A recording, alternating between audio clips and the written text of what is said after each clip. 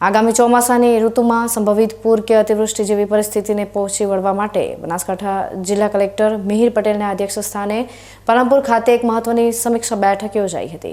આ બેઠકનો મુખ્ય ઉદ્દેશ્ય તમામ વહીવટીતંત્રને સજ્જ કરી ઝીરો કેઝ્યુઆલિટીના લક્ષ્યાંક સાથે જનહિતમાં આગોતરું આયોજન કરવાનો છે।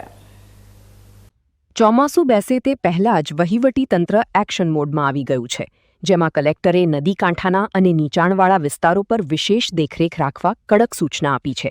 બેઠકમાં અધિકારીઓને સ્પષ્ટ જણાવાયું છે કે વહેણમાં આવતા ઝાડી ઝાંખરા તાત્કાલિક દૂર કરવા અને ડુબાણમાં જતા કોઝવેની અગાઉથી ઓળખ કરી લેવી, જેથી જાનમાલનું નુકસાન ટાળી શકાય।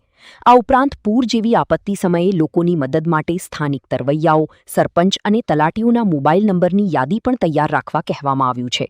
કલેક્ટરે કંટ્રોલ રૂમને સતત સક્રિય રાખવા અને રેસ્ક્યુ માટે જરૂરી બોટ તથા અન્ય સાધનોની ચકાસણી કરી લેવા પણ દિશાનિર્દેશ આપ્યા છે।